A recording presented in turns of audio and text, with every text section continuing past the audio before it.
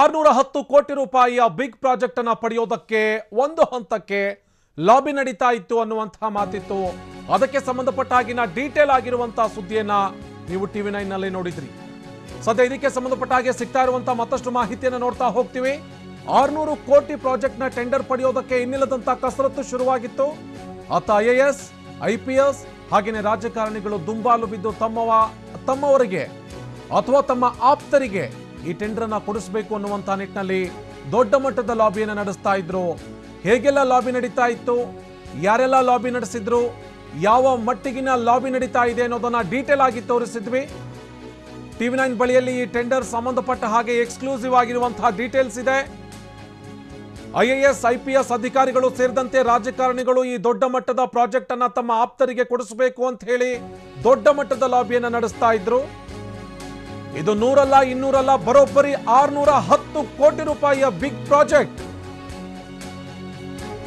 Women and child safety project ಮೇಲೆ ಅತಿರಥರ ಕಣ್ಣು ಬಿದ್ದಿತ್ತು. ಸ್ವತಃ ಅಧಿಕಾರಿಯಾಗಿದ್ದಂಥವರು ಕೂಡ ಕರೆ ಮಾಡಿ ಮಾತನಾಡಿದ್ರ ಅನ್ನುವಂತ ಅನುಮಾನ ಮೂಡುವಷ್ಟರ ಮಟ್ಟಿಗೆ ಈ 610 ಕೋಟಿ ರೂಪಾಯಿಯ ಬಿಗ್ ಪ್ರಾಜೆಕ್ಟ್ ಬಗ್ಗೆ ಲಾಬಿ ಶುರುವಾಗಿದೆ ಅನ್ನೋದು ಗೊತ್ತಾಗ್ತಾ ಇತ್ತು. ನಿರ್ಭಯ ಫಂಡ್ ನ 610 ಕೋಟಿಯ ಭರ್ಜರಿ ಪ್ರಾಜೆಕ್ಟಿಗೆ, ಬಿಗ್ ಪ್ರಾಜೆಕ್ಟಿಗೆ ಅಧಿಕಾರಿಗಳು ಕೈ ಹಾಕಿದ್ರ. ತಮ್ಮವರಿಗೆ ಟೆಂಡರ್ ಕೊಡಿಸೋದಕ್ಕೆ ಅಂತ ಹೇಳಿ ದೊಡ್ಡ ಮಟ್ಟದ ಲಾಬಿಯನ್ನು ನಡೆಸೋದ್ರ ಜೊತೆಗೇನೆ ಯಾರು ಟೆಂಡರ್ಗೆ ಡ್ರಾಫ್ಟ್ ಅನ್ನ ರೆಡಿ ಮಾಡ್ತಾ ಇದ್ರ ಅಂಥವರ ಜೊತೆಗೇನೆ ನೇರವಾಗಿ ಟಚ್ ನಲ್ಲಿ ಇರೋದಕ್ಕೆ ಮುಂದಾದ್ರ.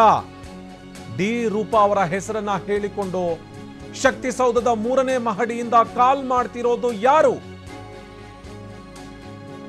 ಟೆಕ್ನಿಕಲ್ ಆಸ್ಪೆಕ್ಟ್ ನಲ್ಲಿ ಡ್ರಾಫ್ಟ್ ರೆಡಿ ಮಾಡಿ ಅಂತೇಳಿ E&Y ಕಂಪನಿಗೆ ವಹಿಸಲಾಗಿತ್ತು. ಇಂಥ ಕಂಪನಿಗೇನೆ ಕಾಲ್ ಮಾಡಿ ಅಪೆಕ್ಸ್ ಕಮಿಟಿಗೆ ಕೊಡೋದಕ್ಕಿಂತ ಮುಂಚಿತವಾಗಿ ಡ್ರಾಫ್ಟ್ ನ ಕಾಪಿಯನ್ನ ನನಗೆ ಕೊಡಬೇಕು ಅಂತ ಹೇಳಿ ಧಮಕಿ ಹಾಕಿದ್ರಂತೆ ಈ ಕನ್ಸಲ್ಟೆಂಟ್ ಕಂಪನಿಗೆ. ಹೀಗೆ ಧಮಕಿ ಹಾಕಿರೋದು ಒಬ್ಬ ಮಹಿಳಾ ಅಧಿಕಾರಿ ಅಂತೇಳಿ ಹೇಳಲಾಗ್ತಾ ಇದೆ. ಅದು ಕೂಡ ಡಿ ರೂಪಾ ಅವರ ಹೆಸರನ್ನ ಅಲ್ಲಿ ಬಳಸಿಕೊಳ್ಳಲಾಗಿದೆ. ಡಿ ರೂಪಾ ಮಾತಾಡ್ತೀನಿ ಅಂತಲೇ ಅಲ್ಲಿ ಮಾತನ್ನ ಶುರುವಿಟ್ಕೊಂಡು ಸ್ಟೇಟ್ಸ್ ಅಪೆಕ್ಸ್ ಕಮಿಟಿಗೆ ನೀವು ಕೊಡುವಂತಹ ಡ್ರಾಫ್ಟ್ ಇದೆಯಲ್ಲ, ಆ ಡ್ರಾಫ್ಟ್ ನ ಒಂದು ಕಾಪಿಯನ್ನ ಎಲ್ಲದಕ್ಕಿಂತ ಮುಂಚಿತವಾಗಿ ನನಗೆ ಕೊಡಬೇಕು ಅಂತ ಹೇಳಿ ಧಮಕಿ ಹಾಕಿದ್ರಂತೆ. IPS ಅಧಿಕಾರಿ ಹೇಮಂತ್ ನಿಂಬಾಳ್ಕರ್ ಪತ್ರ ಬರೆದಿದ್ದಾರೆ ಸರ್ಕಾರದ ಮುಖ್ಯ ಕಾರ್ಯದರ್ಶಿಗಳಿಗೆ, ಈ ವಿಚಾರಕ್ಕೆ ಸಂಬಂಧಪಟ್ಟ ಹಾಗೆ ತನಿಖೆ ನಡೆಸಬೇಕು ಅಂತ ಹೇಳಿ.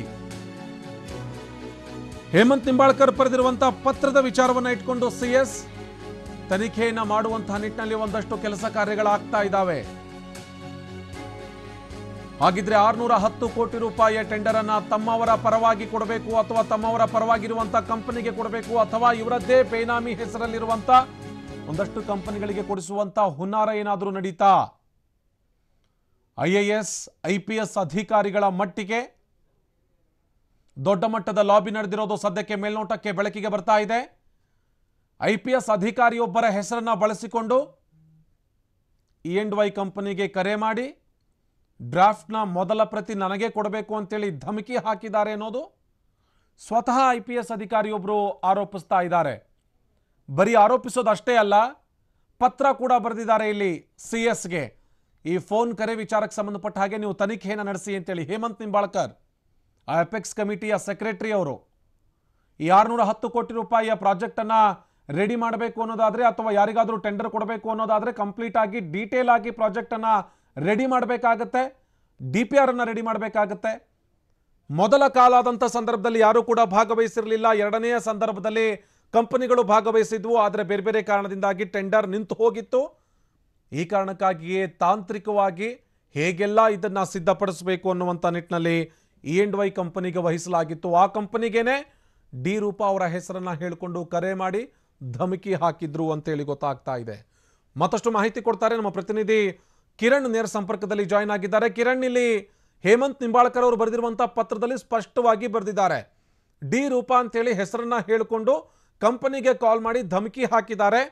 ಈ ಅಪೆಕ್ಸ್ ಕಮಿಟಿಗೆ ಕೊಡೋದಕ್ಕಿಂತ ಮುಂಚಿತವಾಗಿಯೇ ಟೆಕ್ನಿಕಲ್ ಡ್ರಾಫ್ಟ್ ಏನಿದೆ ಅದರ ಒಂದು ಪ್ರತಿಯನ್ನು ನನಗೆ ಕೊಡಬೇಕು ಅನ್ನುವಂಥ ನಿಟ್ಟಿನಲ್ಲಿ ಹಾಕಿರುವಂಥ ಧಮಕಿ. ಏನಿದು ಪ್ರಕರಣ ಕಿರಣ್?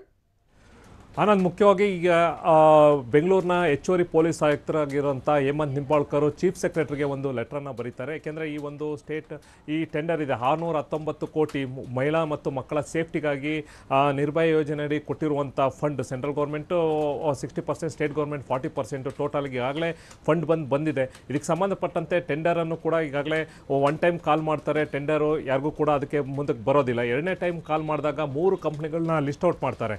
ಆ ಒಂದು ಟೈಮಲ್ಲಿ ಈ ಒಂದು ಸಂಬಂಧಪಟ್ಟಂತೆ ಇನ್ನೇನು ಕೊನೆ ಹಂತದಲ್ಲಿ ಕೊಡಬೇಕು ಅನ್ನೋ ಟೈಮಲ್ಲಿ ಕೆಲವೊಂದಷ್ಟು ಬೇರೆ ಬೇರೆ ಕಾರಣಗಳಿಂದ, ಟೆಕ್ನಿಕಲ್ ರೀಸನಿಂದ ಅದನ್ನು ಸ್ಟಾಪ್ ಮಾಡ್ತಾರೆ.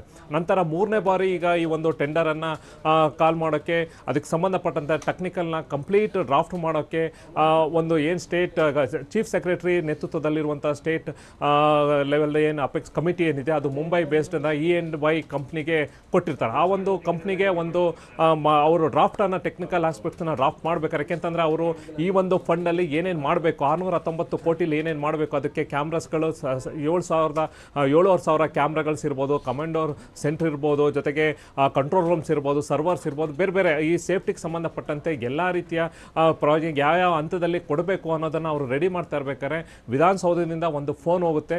ಆ ಫೋನು ಆ ಒಂದು ಕಂಪ್ನಿಯ ಏನು E&Y ಕಂಪ್ನಿಯ ಸಂಬಂಧಪಟ್ಟಂತೆ ಸಂಸ್ಥೆಯ ಒಬ್ಬರು ಅಧಿಕಾರಿಗೆ ಹೋದಾಗ ಅಲ್ಲಿಗೆ ನಾನು ಡಿ ರೂಪ ಮಾತಾಡ್ತಾ ಇರೋವಂಥ ಮಹಿಳಾ ಧ್ವನಿಯಲ್ಲಿ ಒಬ್ಬರು ಮಾತಾಡ್ಬಿಟ್ಟು ಈ ಸಂಬಂಧಪಟ್ಟಂತೆ ಈ ಕಂಪ್ನಿಯ ಆಮೇಲೆ ಹೋಮ್ ಸೆಕ್ರೆಟರಿ ಅಂತಾನು ಕೂಡ ಹೇಳ್ತಾರೆ. ಯಾಕೆಂದರೆ ಡಿ ರೂಪ ಹೋಮ್ ಸೆಕ್ರೆಟರಿ ಅಲ್ಲ, ರಜನೀಶ್ ಗೋಯಲ್ ಹೋಮ್ ಸೆಕ್ರೆಟರಿ ಇರ್ತಾರೆ. ಡಿ ರೂಪ ಅವ್ರದ್ದೇ ಒಂದು ಹೋಮ್ ಸೆಕ್ರೆಟರಿ 2 ಅಂತಾನೆ ಹೇಳ್ತಾರೆ ಅವ್ರಿಗೆ. ಈ ಸಂಬಂಧಪಟ್ಟಂತೆ ಆಮೇಲೆ ಜೊತೆಗೆ ನೀವು ಕಮಿಟ್ ಕೊಡ್ಬೇಕಾದ್ರೆ ಕಂಪ್ಲೀಟ್ ಏನು ಡ್ರಾಫ್ಟ್ ಇತ್ತು ಅದು ನನಗೆ ಕೊಡಬೇಕು ಅನ್ನೋ ಒಂದು ಮಾತನ್ನು ಹೇಳ್ತಾರೆ. ಆ ಕಂಪ್ನಿ ಹೆಡ್ ಬಂದು ಸಂಬಂಧಪಟ್ಟಂಥ ಇಲ್ಲಿ ಅಧಿಕಾರಿಗಳಿಗೆ, ಅಂದರೆ ಈ ಒಂದು ಕಮಿಟಿ ಅವರಿಗೆ ಗಮನಕ್ಕೆ ತಂದಾಗ ಆ ಕಮಿಟಿಯ ಸೆಕ್ರೆಟರಿ ಹೇಮಂತ್ ನಿಂಬಾಳ್ಕರ್ ಚೀಫ್ ಸೆಕ್ರೆಟರಿಗೆ ಒಂದು ಲೆಟರ್ನ ಬರೆದಿರ್ತಾರೆ. ಇದ್ರ ಬಗ್ಗೆ ಅಲ್ಲಿ ಯಾರನ್ನೂ ಕೂಡ ಮೆನ್ಷನ್ ಮಾಡೋದಿಲ್ಲ. ಆದರೆ ಅವರು ಮೇಲ್ ಏನು ಮಾಡಿರ್ತಾರೆ, ನಿಂಬಾಳ್ಕರ್ ಅವ್ರಿಗೆ ಏನು ಒಂದು ಮೇಲ್ ಮಾಡಿರ್ತಾರೆ, ಅಲ್ಲಿ ಪರ್ಟಿಕ್ಯುಲರ್ ಮೆನ್ಷನ್ ಮಾಡ್ತಾರೆ, ಡಿ ರೂಪ ಅಂತ ಹೆಸರನ್ನು ಮೆನ್ಷನ್ ಮಾಡ್ತಾರೆ. ಇನ್ನು ನಿಂಬಾಳ್ಕರ್ ಕೊಟ್ಟಂಥ ಚೀಫ್ ಸೆಕ್ರೆಟರಿ ಕೊಟ್ಟಂಥ ರಿಪೋರ್ಟಲ್ಲಿ ಯಾವುದೇ ರೀತಿ ಹೆಸರೆಲ್ಲ ಈ ಥರದ್ದು ಒಂದು ತನಿಖೆ ಆಗಬೇಕು, ಈ ರೀತಿ ಒಂದು ಫೋನ್ ಹೋಗಿರುವಂಥದ್ದಕ್ಕೆ ಆ ಒಂದು ಕಂಪ್ನಿಯ ಸಂಬಂಧಪಟ್ಟಂಥ ಅಧಿಕಾರಿಗಳು ನಮಗೆ ಮೇಲ್ ಮಾಡಿದ್ದಾರೆ ಅನ್ನೋ ಒಂದು ವಿಚಾರವನ್ನು ತಿಳಿಸ್ತಾರೆ. ಇದು ಒಂದು ಕಡೆ ಆಯಿತು. ಇದ್ರ ಬಗ್ಗೆ ಚೀಫ್ ಸೆಕ್ರೆಟರಿ ಅವರು ಮುಂದಿನ ಹಂತದಲ್ಲಿ ಕ್ರಮ ಯಾವ ರೀತಿ ತನಿಖೆಗೆ ಮುಂದುವರಿಸ್ತಾರೋ, ಯಾವ ರೀತಿ ಮಾಡ್ತಾರೋ ಅನ್ನೋದು ಒಂದು ಕಡೆ ಆಗುತ್ತೆ. ಇದೀಗ ಇದೇ ಸಂಬಂಧಪಟ್ಟಂತೆ ನಾವು ಕೂಡ ಡಿ ರೂಪ ಅವ್ರನ್ನ ಕೂಡ ಸಂಪರ್ಕ ಮಾಡಿದರು. ಅವರ ವರ್ಷನೂ ಕೂಡ ಬೇರೆ. ಏಕೆಂದರೆ ಅವ್ರು ಹೇಳುವಂಥದ್ದು ಈ ಸೆಕೆಂಡ್ ಟೈಮ್ ಏನು ಕಾಲ್ ಮಾಡಿದ್ವು, ಒಂದು ಕಂಪ್ನಿಗಳ ಲಿಸ್ಟ್ ಇತ್ತು, ಅದರಲ್ಲೂ ಕೂಡ ಬೇರೆ ಬೇರೆಯವ್ರಿಗೆ ಫೇವರ್ ಮಾಡ್ಕೊಳ್ಳೋಕ್ಕೆ ಕೆಲವೊಂದಷ್ಟು ಅಧಿಕಾರಿಗಳು ಅದನ್ನು ಈಗ ಸಂಬಂಧಪಟ್ಟಂತೆ ಕೊಡಬೇಕು ಅನ್ನೋ ರೀತಿಯಲ್ಲಿ ಪುಷ್ ಮಾಡಿದರು. ಅದನ್ನು ನಾನು ಒಂದು ವಿಜುವಲ್ ಬ್ಲೋಯರ್ ಆಗಿ ಕೆಲಸ ಮಾಡಿದೆ, ಅದನ್ನು ಸ್ಟಾಪ್ ಮಾಡಿದೆ ಅನ್ನೋ ಮಾತನ್ನು ಹೇಳ್ತಾರೆ. ಇದು ಅವರ ವರ್ಷನ. ಆದರೆ ಇದು ಸೆಕೆಂಡ್ ಬಂದಿರೋವಂಥದ್ದಕ್ಕಲ್ಲ, ಈಗ ಥರ್ಡ್ ಟೈಮ್ ಬಂದಿರೋದಕ್ಕೆ ಫೋನ್ ಮಾಡಿರೋ ಆ ಒಂದು ವಿಚಾರವೇ ಬೇರೆ ಸಪ್ರೇಟ್ ಆಗಿದೆ. ಇವರು ಹೇಳುವಂಥದ್ದು ಅಂದರೆ ಸೆಕೆಂಡ್ ಬಿಡ್ಡಿಂಗಲ್ಲಿ ಸಂಬಂಧಪಟ್ಟಂತೆ ಕಂಪ್ನಿಗೆ ಏನು ಶಾರ್ಟ್ ಲಿಸ್ಟ್ ಆಗಿತ್ತು, ಅದಕ್ಕೆ ಸಂಬಂಧಪಟ್ಟಂತೆ ಬೇರೆ ಬೇರೆ ಅದಕ್ಕೆ ಯಾವುದೇ ರೀತಿ ಅನುಭವ ಕಿರಣ್, ಒಂದು ವಿಚಾರ ಇಲ್ಲಿ ಗಮನಿಸ್ತಾ ಹೋಗ್ತಾ ಇದ್ವಿ. ಮೊದಲನೇ ಬಾರಿಗೆ ಟೆಂಡರ್ ಕರೆದಂತ ಟೈಮ್ ಯಾವಾಗ ಅಂತ, ಮೊದಲನೇ ಬಾರಿ ಟೆಂಡರ್ ಕರೆದಂತ ದಿನಾಂಕ ಯಾವುದು, ಅದರ ಜೊತೆಗೆ ಎರಡನೇ ಬಾರಿಗೆ ಟೆಂಡರ್ ಕರೆದಂತ ದಿನಾಂಕ ಯಾವುದು, ಅದರ ಜೊತೆಗೆ ಹೇಮಂತ್ ನಿಂಬಾಳ್ಕರ್ ಪತ್ರ ಬರೆದ ದಿನಾಂಕ ಯಾವುದು ಅಂತ ಹೇಳಿ ಇಲ್ಲಿ ಗಮನಿಸ್ತಾ ಹೋದಂತ ಸಂದರ್ಭದಲ್ಲಿ ಸ್ವತಃ ಡಿ ರೂಪ ಅವರು ಹೇಳ್ತಾ ಇದ್ದಾರೆ, ಇಲ್ಲ ನಾನು ವಿಜುವಲ್ ಬ್ಲೋವರ್ ತರ ಇಲ್ಲಿ ಕೆಲಸ ಮಾಡಿದ್ದೀನಿ, ನಾನಿಲ್ಲಿ ಬೇರೆ ಬೇರೆಯವರಿಗೆ ಫೇವರ್ ಮಾಡೋದನ್ನ ತಪ್ಪಿಸಿದ್ದೀನಿ ಅಂತೇಳಿ. ಈ ಪತ್ರ ಬರೆದಿರುವಂಥದ್ದು ಎರಡನೆಯ ಟೆಂಡರ್ಗೆ ಕಾಲ್ ಆದ ನಂತರದಲ್ಲಿ ಪತ್ರ ಬರೆದಿರೋದಾ, ಅಥವಾ ಮೊದಲನೇ ಟೈಮ್ನಲ್ಲಿ ಟೆಂಡರ್ ಕರೆದಂಥ ಸಂದರ್ಭದಲ್ಲಿ ಇವರು ವಿಜುವಲ್ ಬ್ಲೋವರ್ ಆಗಿ ಕೆಲಸ ಮಾಡಿದ್ರ, ಏನು ಹೇಳ್ತಾರೆ ಅಂತ. ಯಾಕೆ ಅಂತ ಹೇಳಿದ್ರೆ ಒಂದಕ್ಕೊಂದು ತಾಳೆ ಆಗ್ತಾ ಇಲ್ಲ. ಇಲ್ಲಿ ಟೆಂಡರ್ ಕರೆದಂಥ ದಿನಾಂಕಗಳು ಯಾವುದು, ಪತ್ರ ಬರೆದಿರುವಂಥ ದಿನಾಂಕಗಳು ಯಾವುದು ಕಿರಣ್?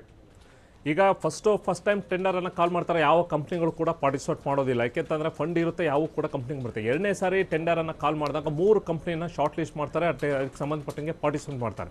ಆ ಒಂದು ಸಂದರ್ಭದಲ್ಲಿ ಅಂದರೆ ಕಳೆದ ವರ್ಷ, ಆದರೆ ಇದೇ ವರ್ಷ ಜುಲೈನಲ್ಲಿ ಈಗ ಸಂಬಂಧಪಟ್ಟಂತೆ ಲೆಟ್ರನ್ನು ರೂಪ ಅವರು ಈಗ ಸಂಬಂಧಪಟ್ಟಂತೆ ಕೆಲವೊಂದಷ್ಟು ಮಾಹಿತಿಯನ್ನು, ಈಗ ಒಂದು ಕಂಪ್ನಿಗೆ ಯಾವುದೇ ರೀತಿಯ ಅನುಭವ ಇಲ್ಲ ಇದಕ್ಕೆ ಮಾಡುವಂಥ ಆ ರೀತಿಯಲ್ಲಿ ಅವರೊಂದು ಮಾಹಿತಿಯನ್ನು ಕೊಟ್ಟಿರ್ತಾರೆ. ನಂತರ ಇದೀಗ ಲಾಸ್ಟ್ ಮಂತ್ ಈ ಒಂದು E&Y ಕಂಪ್ನಿ ಕಂಪ್ಲೀಟ್ ಆಗಿ ಈ ಒಂದು ಚೀಫ್ ಸೆಕ್ರೆಟರಿ ಹೆಡ್ ಇರುವಂಥ ಕಂಪ್ನಿ ಏನು ಕಮಿಟಿ ಇರುತ್ತೆ, ಅವರು ಆ ಒಂದು ಕಂಪ್ನಿಗೆ ಕಂಪ್ಲೀಟ್ ಆಗಿ ಇದ್ರನ್ನ ಯಾವ ರೀತಿ, ಯಾಕೆಂದರೆ ಇದು ಫಸ್ಟ್ ಟೈಮ್ ಇದು ಮಾಡ್ತಾ ಇರೋದು ದೊಡ್ಡ ಪ್ರಾಜೆಕ್ಟು, ಫಸ್ಟ್ ಟೈಮು ಅದು ಯಾವ ರೀತಿ ಯೂಸ್ ಆಗಬೇಕು. ಯಾಕೆಂತಂದರೆ ಬಂದಿರುವಂಥ ಫಂಡು ಒಂದು ಕಡೆ ಯೂಸ್ ಆಗಬೇಕು, ಆಮೇಲೆ ಅದಕ್ಕೆ ಸಂಬಂಧಪಟ್ಟಂತೆ ಮಹಿಳಾ ಮತ್ತು ಮಕ್ಕಳ ಸೇಫ್ಟಿಗಾಗಿ ಇರುವಂಥ ಒಂದು ಯೋಜನೆ ಆಗಿರೋದ್ರಿಂದ ಕಂಪ್ಲೀಟಾಗಿ ಅದಕ್ಕೆ ಬಳಕೆ ಆಗಬೇಕು. ಹಾಗಾಗಿ ಇದಕ್ಕೆ ಎಲ್ಲರಿಗೂ ಕೂಡ ಇದು ಹೊಸದಾಗಿದ್ದರಿಂದ ಕಂಪ್ಲೀಟಾಗಿ ಟೆಕ್ನಿಕಲ್ ಆಗಿ ಅದಕ್ಕೆ ತಿಳ್ಕೊಳ್ಳೋಕ್ಕೋಸ್ಕರ ಒಂದು ಕಂಪ್ನಿಗೆ ಅವರು ಟೈಪ್ ಮಾಡಿಕೊಂಡು ಅದಕ್ಕೆ ಕಂಪ್ನಿ ಡ್ರಾಫ್ಟ್ ಮಾಡ್ಕೊಡ್ಬೇಕು ಅಂತ ಕನ್ಸಲ್ಟೆಂಟ್ ಕೊಟ್ಟಿರ್ತಾರೆ. ಈ ಒಂದು ಸಂಬಂಧಪಟ್ಟಂತೆ ಇನ್ನೂ ಕೂಡ ಅದನ್ನ ಹಂತದಲ್ಲಿರುತ್ತೆ. ಬಹುಶಃ ಮುಂದಿನ ತಿಂಗಳು ಜನವರಿ 8ನೇ ತಾರೀಕು ಬಿಡ್ಡಿಂಗ್ನ ಒಂದು ಕರೆಯುವಂಥ ಟೆಂಡರನ್ನು ಪ್ರಕ್ರಿಯೆ ಕೂಡ ಆರಂಭವಾಗುತ್ತೆ. ಇದ್ರ ಮಧ್ಯದಲ್ಲಿ ಈಗಾಗಲೇ ಅಧಿಕಾರಿಗಳ ನಡುವೆ ಒಬ್ರಿಗೊಬ್ರಿಗೆ ಅವ್ರವ್ರು ಬೇಕಾಗಿದ್ದಂಥ ಆಪ್ತರಿಗೆ ಬೇಕಾಗಿದ್ದಂಥ ಕಂಪ್ನಿಗಳಿಗೆ ಕೊಡಿಸುವಂಥದ್ದು ಎಲ್ಲೋ ಒಂದು ಕಡೆ ನಡೀತಾ ಇದೆ ಅನ್ನೋ ಒಂದು ಮಾಹಿತಿ ಕೂಡ ಈಗ ಹೊರಗಡೆ ಬರ್ತಾ ಇದೆ. ಆನಂದ್, ಥ್ಯಾಂಕ್ ಯು ಕಿರಣ್ ಮಾಹಿತಿಗಾಗಿ.